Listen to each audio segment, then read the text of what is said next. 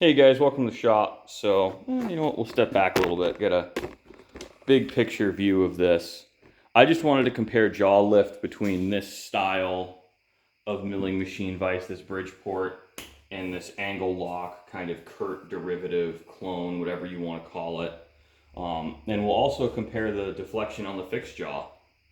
Thought that would be really interesting. So we've got this clean. This is a completed part, it's just what's around, so we're going to use it. You know, no point in... So we're kind of hand tight here.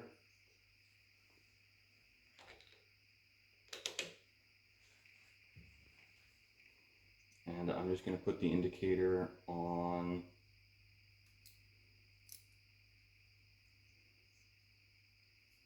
Try to make it so you can see it.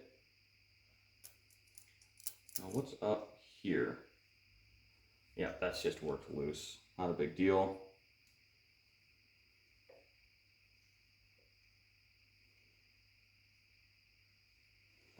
I'm going to crank the table up until it's zeroed. Can you guys see the indicator?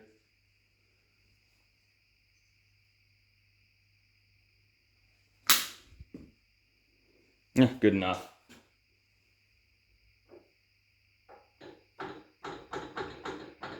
So we're at exactly 0.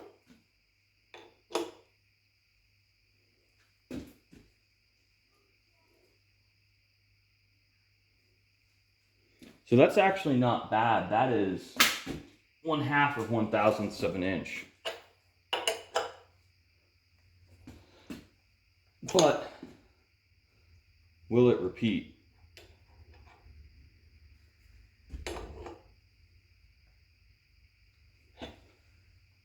Half a thou again, exactly. So this vise actually isn't bad. And the reason we're getting such good clamping is because we have the force is distributed evenly across the vertical surface. We're going to throw some parallels in there and see how much that changes, because now we're going to be clamping at the top of the jaws.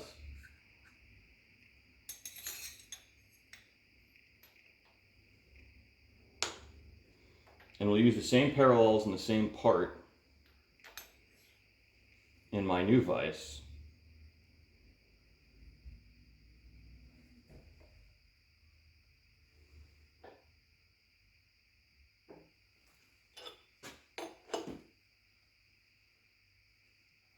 See how now we've snugged it up and we've got 2/1000 of an inch of jaw lift. You know, noticeable difference. And now the reason that happens is because you need clearance for sliding surfaces inside the vise. So you have to have some clearance between the top and bottom of the jaw, of the movable jaw, and we have basically essentially gib strips on the bottom. Not truly, I mean that's technically not correct, but sort of. Now I think,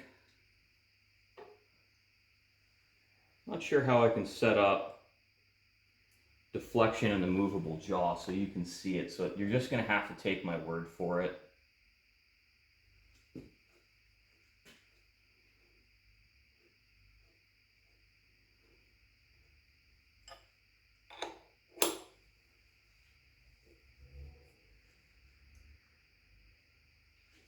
So cranking down on this, we have about just over 1/2 thousandths of deflection in the movable jaw just from tightening it,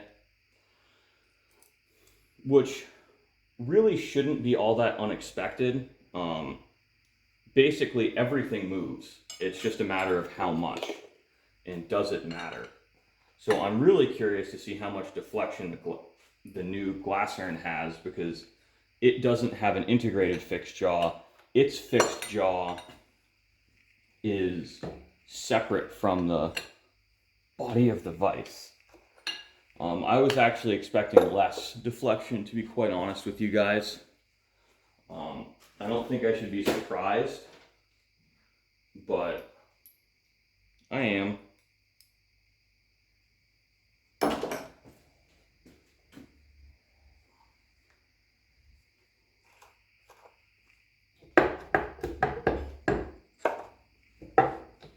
Oh.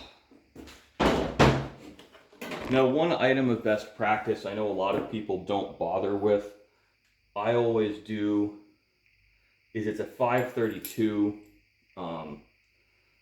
flush screw that sits underneath where you put your vise most of the time. If you don't have an automatic oiler, whenever the vise comes off is a really good time to oil your lead screw nut. So I'm just going to center the table really quick.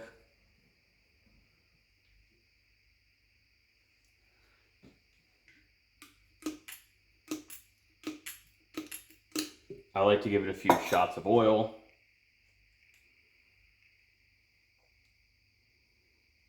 We'll put that screw back in. Now, I don't necessarily oil this nut every single time I use the mill, just most of the time. It's a good practice. You can oil in, you can squirt oil in from both sides of the table. You don't have to use that specific port.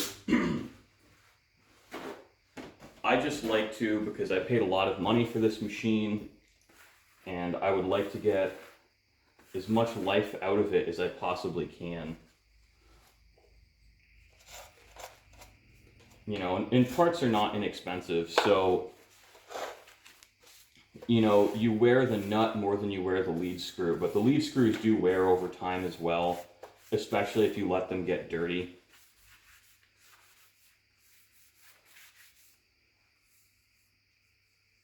So you can see there's damage here from chips that have been packed in under a vise.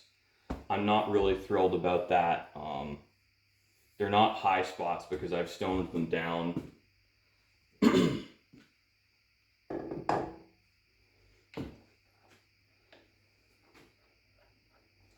Now, first thing we're running into, I can't use the same nuts as I can with my other vise. We're going to have to switch them up.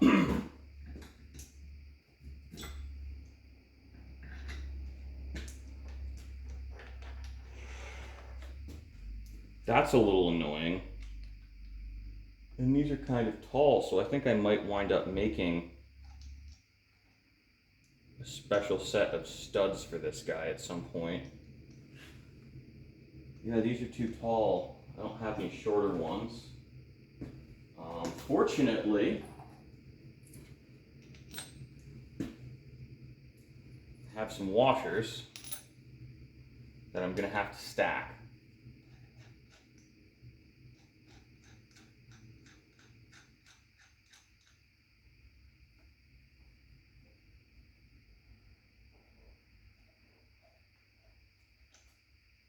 So excuse me for a moment while I run off camera and grab, oh, found him. Knew I had him around here somewhere. So this is a little bit annoying and unexpected, so we're gonna just take everything off the table and just switch sides with this guy.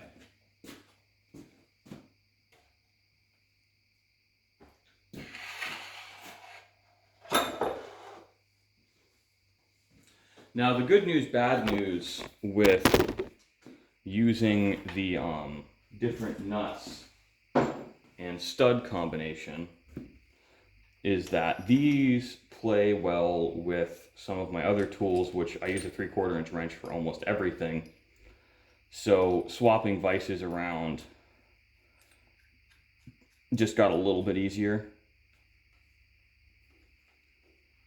But I don't think those are going to hold as well and provide the same clamping force as those other tools we had.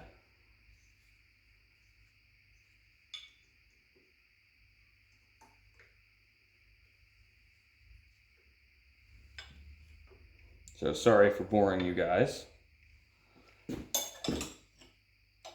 I am I'm sure you've seen someone tram a vise before, so I'm not really going to give a big explanation on what I'm doing. I'm just going to do it.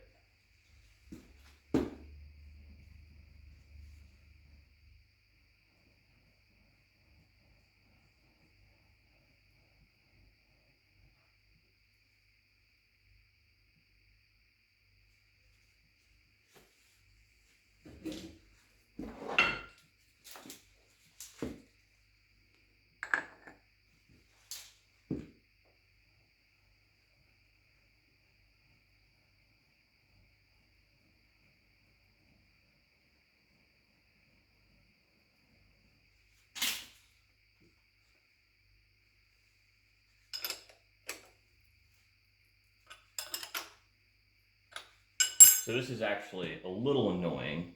My slots in this section of the table are worn so that they're really not the slots that are holding this vise square aren't really doing anything, simply because this section of the table is worn from having things put in and out of it so many times. I guess the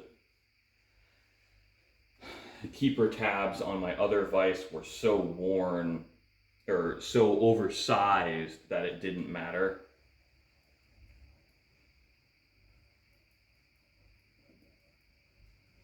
But, you know, we're more or less trammed now.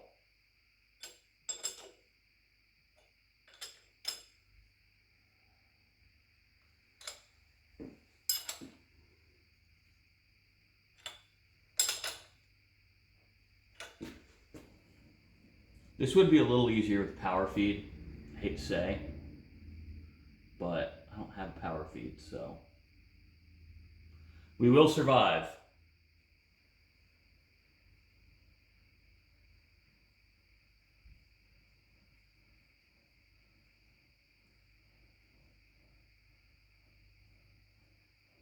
All right, so we're not registering any movement on the indicator. I'm happy with that.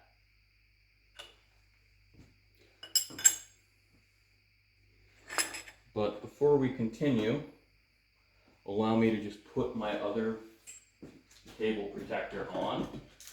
Clean the table off. You know, the table on this machine's in very good shape, and I'd like to keep it that way. So, having these guys, pieces of wood on there, I really like, because I think that I don't put tools down, you don't worry about denting or scratching anything. You know, you just do your business and go about your day. Now, ideally with a clean paper towel, you want to clean the vise off. Oh, this is not 3/4. That is, it's an awful lot like 5/8.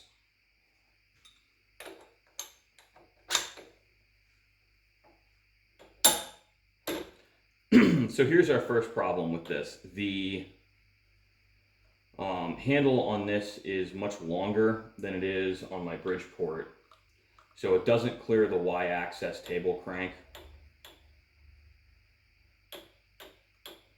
That's annoying. Not a huge deal. Just have to be aware of it. Cleaning up my parallels. Now, another thing actually, and this is good to know, the jaws in this are much shorter than they are in my Bridgeport vise. So this isn't going to be an apples to apples comparison. I don't want to take the time to measure and put the part in exactly the same relative position. So what we're actually going to do is just stick a part in here and call it a day.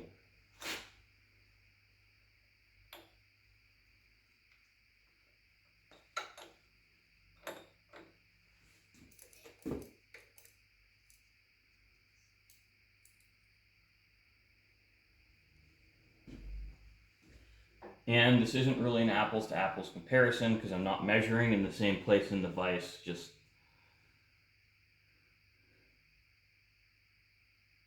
this isn't using the scientific method.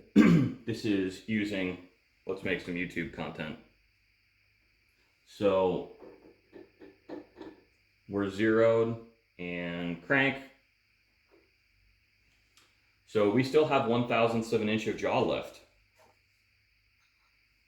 See?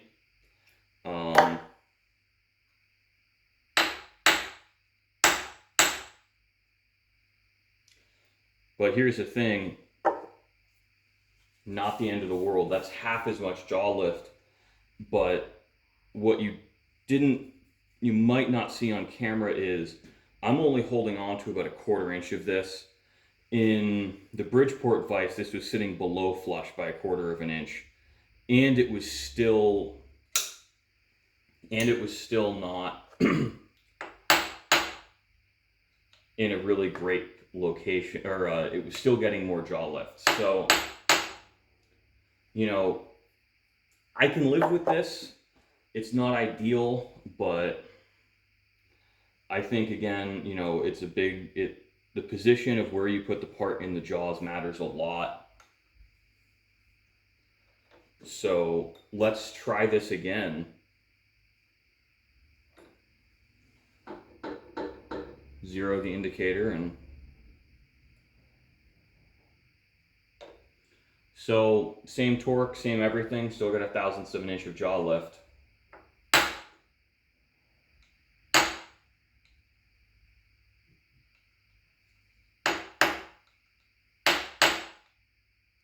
So our clamping repeatability is pretty good. I mean, works for me. Good enough for government work, at least. Now let's see what the fixed jaw is doing when we clamp on it.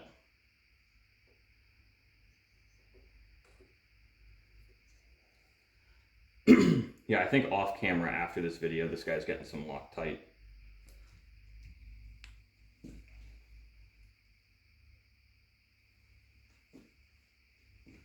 I mean, this is all very interesting, at least to me. I'm gonna relax our clamping.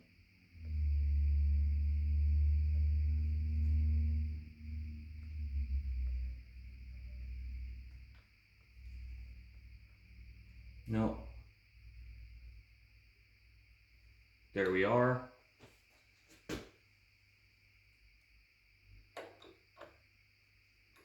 So using the same clamping force, the fixed jaw deflected by 1/1000th of an inch, which, guys, I can live with that.